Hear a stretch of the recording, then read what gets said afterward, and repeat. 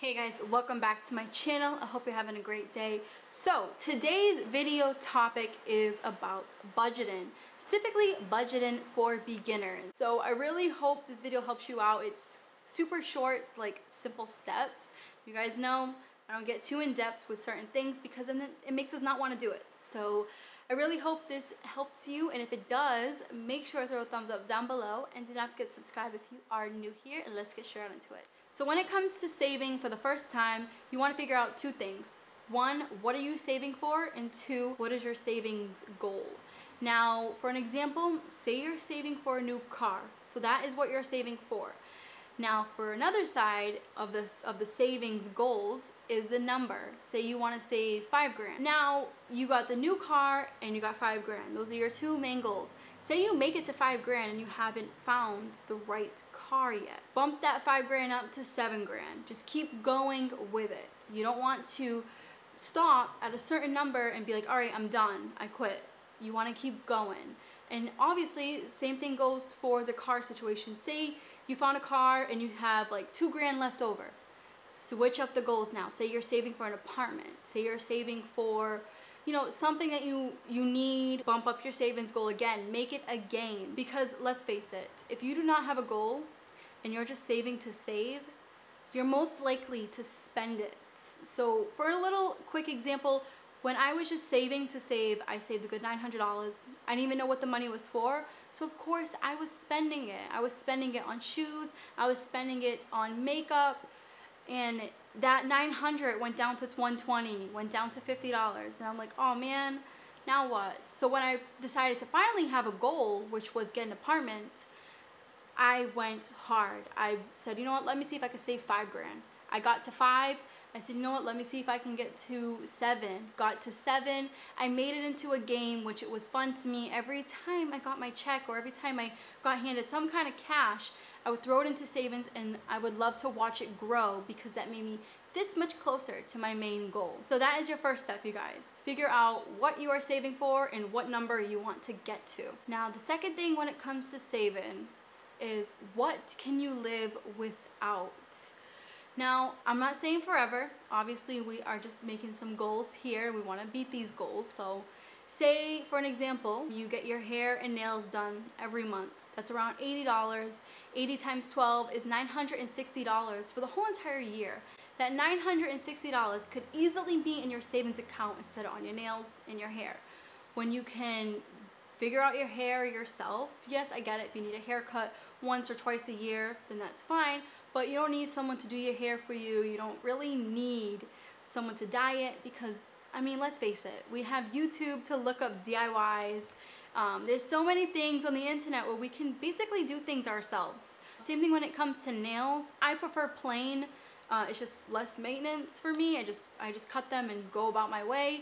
But if you do want to treat yourself, maybe treat yourself 2 or 3 times out of the year if you really feel like you need to, instead of treating yourself every month. I know life is short, but if you really want to save and you really want to accomplish your savings goals, you gotta let some things go, and that's including the hair, the nails, the makeup, or say you spend a lot of money on tech gadgets, and you really need to let some of that stuff go in order for that money to be in your savings account to complete your savings goal. I know, it's kind of like the brutal truth, especially with nowadays with everything being materialistic, and trust me, I've been there. I know it is kind of hard, especially if people are used to that lifestyle of every Friday going to get their pedicures and their manicures, and trust me, I know it's hard to switch up your lifestyle. But if you want something that bad, where it is a new car or a new apartment or anything like that, or a down payment on a house, you will work your best towards that goal. If you don't want it that bad, then you won't work towards it. Number 3 is very crucial to majority of the population, especially in the US, and that is to stop trying to keep up with trends. Stop trying to be like everyone else, because let's face it, being like everyone else costs a lot of money. And that also goes with live within your means. If you make $25,000 a year, live within that range. You don't want to buy a Range Rover and get your nails done, but then you have to pay rent, and then you have to do this, and then you have to do that, but you also have to do maintenance on that pretty little Range Rover you have outside too. So you have to live within your means. It's hard to even say that to people nowadays because they automatically think you are jealous of them, you can't afford to be like them, which I think that no one should be like everyone else. I feel like you should be your own person because we are all different for a reason and we can all learn from each other. And yeah, sure, their lifestyles look fun. They look really nice and their clothes look great and they look great, but that's not your lifestyle. Live within your own means. My biggest thing for you guys, if you are trying to save, ditch Instagram. I've seen a lot of ads ever since I got back on Instagram because of YouTube. I've seen so many makeup ads and so many trendy little fashion ads. It makes it so easy for someone just to buy something on there because a celebrity has. And they'll actually put like pictures of celebrities wearing this palette and it looks great on them, but it's also like photoshopped and you know, filtered and all that stuff. So try to live within your means. You don't need that makeup palette that, you know, Kim Kardashian has or whatever celebrities. I don't follow celebrities, so obviously everyone knows the Kardashians, but because they play a big role in social media, but trying to keep up with society's rules, I guess you want to say, it's tiring, and you can also go broke while trying to keep up with people. When I became a minimalist, I've noticed that I didn't want to wear name brands anymore. I didn't want to have a brand on my shirts because you're basically like a walking billboard.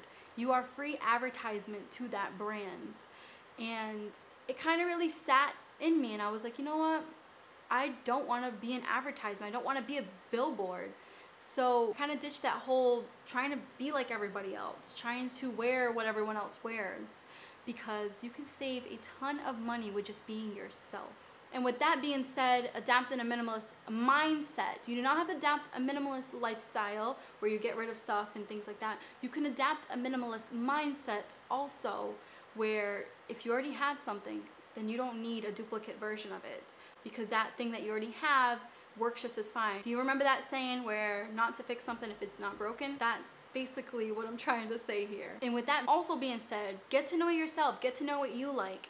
If you feel like you hate putting makeup on, then why buy it? Stop buying it. Save that money, putting in your savings account, get to your savings goal.